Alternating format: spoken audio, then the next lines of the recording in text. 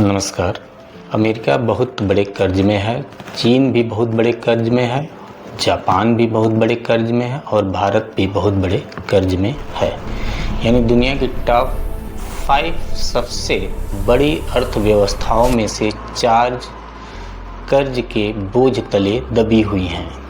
अगर अमेरिका का GDP $30 trillion है और कर्ज $37 ट्रिलियन है, तो ये कर्ज कौन चुका रहा है? अगर दुनिया के सबसे अमीर देश भी कर्ज में हैं, तो उनके पास पैसा देने वाला कौन है? जापान की कहानी तो सबसे अच्छे अर्थशास्त्रियों को भी हैरान कर देती है। जापान जो शिष्टाचार, साफ सफाई और नियम कायदों में नंबर 1 है, उसका जीडीपी लगभग $4.2 ट्रिलियन है और जापान का कर्ज $10 ट्रिलियन से ज़्यादा है। लेकिन सवाल वही है, इतना बड़ा कर्ज इन देशों को किसने दिया? तो ये महान साहूकार हैं बॉन्ड। आपने बॉन्ड मार्केट का नाम तो सुना ही होगा। बॉन्ड मार्केट में पैसा उधार देने का तरीका समझने से पहले एक कहानी जरूर सुन लेना चाहिए आप लोगों को। बिल क्लिंटन अमेरिका के मशहूर राष्ट्रपति हुआ करते थे। उनकी एक तेज तर्रार रणनीतिकार जेम्स कॉरविले ने एक बार कहा था, अगर मुझे दोबारा जन्म लेना हो तो मैं पहले अमेरिका का राष्ट्रपति बनना चाहूँगा, पोप बनना चाहूँगा या 400 हिट करने वाला बेसबॉल प्लेयर। लेकिन अब मैं बॉन्ड मार्केट बनना चाहता हूँ, क्योंकि तब आप सबको डरा सकते हैं, यहाँ तक कि अमेरिकी राष्ट्रपति को भी। आपको याद होगा कि इसी साल अप्रैल में डोनाल्ड ट्रंप ने दुनिया के कई महत्वपूर्ण देशों पर भारी टैरिफ लगा दिया और फिर कुछ दिनों बाद ही 90 दिनों के लिए उन्हें रोक भी दिया। जब पूछा गया कि आपने ऐसा क्यों किया, तो उन्होंने कहा, बॉन्ड मार्केट में डर फैल गया था। क्या ये वही बॉन्ड मार्केट है जो ट्रंप जैसे ताकतवर नेता को भी झुकने पर मजबूर कर सकता है? तो हमने आपको बताया कि अमेरिका का जीडीपी अभी लगभग $30 ट्रिलियन है, चीन का थोड़ा कम लगभग $20 ट्रिलियन के आसपास है, भारत का लगभग $4.25 ट्रिलियन के आसपास है। लेकिन क्या आप जानते हैं कि बॉन्ड मार्केट की वैल्यू कितनी है? अभी बॉन्ड मार्केट की वैल्यू $140 ट्रिलियन से कहीं ज़्यादा है। यही असली बात है।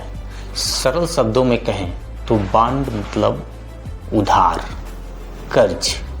जो लोग थोड़ा बहुत ट्रेडिंग और निवेश करते हैं, वे जानते हैं कि इक्विटी के अलावा डेट में भी निवेश का ऑप्शन होता है। रिटर्न तो कम मिलता है, लेकिन आपका पैसा ज़्यादा सुरक्षित रहता है। बॉन्ड का मतलब बस इतना है, मैं आपका कर्जदार हूँ। इसलिए केंद्र सरकार, राज्य सरकारें अपने खर्चों को पूरा करने के लिए बॉन्ड जारी करती हैं और उन्हें बैंक, संस्थाओं और आप जैसे निवेशक उसे खरीदते हैं। इससे सरकारों को पैसा मिलता है और वे सड़क बनाती हैं, बिजली का काम करती हैं, पानी का काम करती हैं, रोजगार, स्वास्थ्य आदि इन सब पर खर्च करती हैं। सरकारों के हजारों खर्च होते हैं। भारत जैसे देशों में लाखों सरकारी कर्मचारियों को सैलरी देना होता है। आय का प्रमुख जो स्रोत होता है वो होता है टैक्स। कई तरह के टैक्स से सरकार कमाती है, लेकिन कई बार टैक्स से होने वाली कमाई जरूरी खर्चों के लिए काफ़ी नहीं होती। ऐसे में सरकारें कर्ज लेती हैं। कर्ज लेने के लिए अमेरिका में ट्रेजरी और भारत में रिजर्व बैंक यानी सरकार का सेंट्रल बैंक बॉन्ड जारी करता है। भारत में राज्य सरकारें भी बॉन्ड जारी करती हैं। विदेशों में नगर निगम तक बॉन्ड जारी करते हैं। हम कर्ज लेकर गुजारा चलाते हैं, विकास कार्य चलते रहते हैं, कर्मचारियों को वेतन मिलता रहता है, लेकिन सरकारों पर कर्ज भी बढ़ता जाता है। पिछले 20 सालों में सरकारें कर्ज लेकर चलने की इतनी आदी हो गई हैं कि आज अमेरिका जैसे देशों का कर्ज उनकी सालाना कमाई से ज़्यादा हो गया है। अमेरिका हर साल सिर्फ ब्याज में $1 ट्रिलियन से ज़्यादा दे रहा है। भारत का कर्ज जीडीपी का 83% है, चीन का 96% है, यानी इन देशों का कर्ज लगभग उतना ही है जितना वे एक साल में कमाते हैं। अगर जल्दी कोई कदम नहीं उठाया गया तो एक समय आएगा जब वे ब्याज भी नहीं चुका पाएंगे और मूलधन वापस नहीं कर पाएंगे। इसे कहते हैं डिफ़ॉल्ट। 3 साल पहले श्रीलंका डिफ़ॉल्ट हो गया था। घाना, माली जैसे देश भी डिफ़ॉल्ट हो चुके थे। लेकिन अगर अमेरिका, चीन, जापान, इंडिया जैसे बड़े देश डिफ़ॉल्ट की ओर बढ़े तो पूरी दुनिया हिल जाएगी। चीन और जापान अमेरिकी बॉन्ड खरीदने वाले बड़े देश हैं। मान लीजिए अमेरिका को बहुत बड़ा कर्ज दिया गया है तो उसका पैसा भी डूबेगा, फिर चीन और जापान में निवेश करने वालों का पैसा भी डूबेगा। कुल मिलाकर चक्र इतना बड़ा होगा कि दुनिया की अर्थव्यवस्था को दशकों लग जाएंगे सामान्य होने में। इतने बड़े देशों का डिफ़ॉल्ट मतलब इन सरकारों द्वारा रोजगार, कल्याण योजनाएं और स्वास्थ्य सेवाओं पर होने वाला भारी खर्च सालों तक रुक जाएगा। ऐसे में सड़कें टूटी रहेंगी, बिजली नहीं आएगी, गरीबों को खाना दवा मिलना मुश्किल हो जाएगा। जब सरकारों पर टैक्स बढ़ाने का दबाव बढ़ता है तो वे कल्याण योजनाएं काटती हैं। अस्पतालों में फ्री दवा, स्कूल कॉलेज पर खर्च कम करती हैं। जर्मनी जैसे देशों में थिएटर, म्यूज़ियम को सब्सिडी कट जाती है। शहर के स्विमिंग पूल बंद हो जाते हैं। गरीब परिवारों को दी जाने वाली मदद घटा दी जाती है। लेकिन आम तौर पर सरकारें डिफ़ॉल्ट नहीं करती और उन्हें आसानी से कर्ज मिलता रहता है।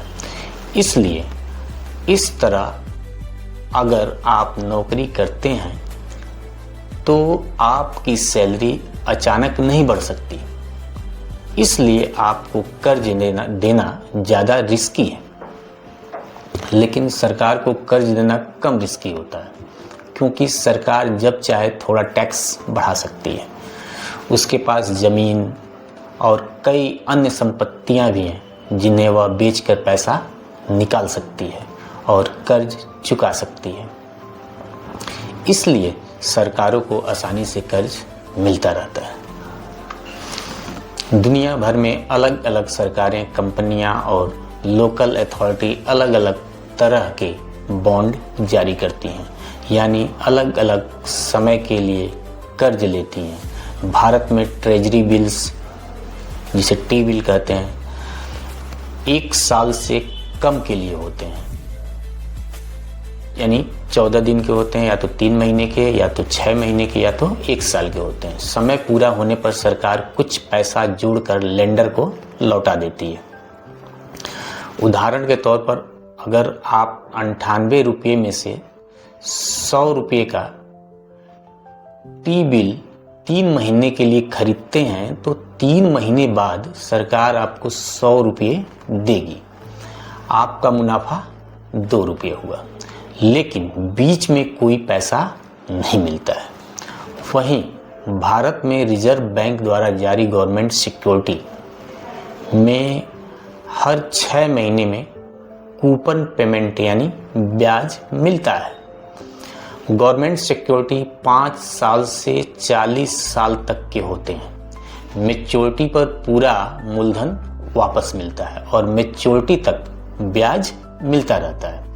इसी तरह भारत में राज्य सरकारें भी SDL यानी स्टेट डेवलपमेंट लोन जारी करती हैं। ये इतना मुश्किल नहीं होता अगर ये बॉन्ड सेकेंडरी मार्केट में बिकने न लगे। असल में बॉन्ड खरीदने वाले इन्हें आगे बेच सकते हैं। इसमें डिमांड सप्लाई का नियम लागू होता है। अगर डिमांड ज़्यादा है तो 1000 रुपये का बॉन्ड 1100 रुपये तक जा सकता है। डिमांड कम हो तो 900 रुपये तक गिर सकता है, लेकिन सरकार से मिलने वाला कूपन पेमेंट वही रहता है। अगर 50 रुपये का कूपन मिल रहा है तो 1000 रुपये के बॉन्ड पर यील्ड 5% होगी और 1100 रुपये पर 4.5% और 900 रुपये पर 5.5% होगी। यानी डिमांड कम होने पर यील्ड ज़्यादा होगा। बॉन्ड की डिमांड बढ़ी तो यील्ड कम होगा। इस गणित से बॉन्ड में निवेश और रिटर्न की गणना थोड़ी जटिल हो जाती है। बॉन्ड में ज़्यादा डिमांड मतलब ज़्यादा पैसा बॉन्ड में जा रहा है, यानी लोगों के पास खर्च करने के लिए कम पैसा बचा है। डिमांड कम मतलब ज़्यादा पैसा स्टॉक मार्केट या शॉपिंग में जाएगा। ये बॉन्ड मार्केट सीधे आपके बैंक में ब्याज, लोन की दरें, क्रेडिट कार्ड्स की दरें आदि प्रभावित करती हैं और अप्रत्यक्ष रूप से आपके जीवन के उन पहलुओं को भी जो आप सोच भी नहीं सकते, लेकिन वो कहानी किसी और समय। अभी के लिए बस इतना ही। बताइए दुनिया के सबसे बड़े साहूकार की ये कहानी आपको कैसी लगी। अगले हफ्ते किसी नए टॉपिक के साथ फिर मिलेंगे। तब तक के लिए अलविदा।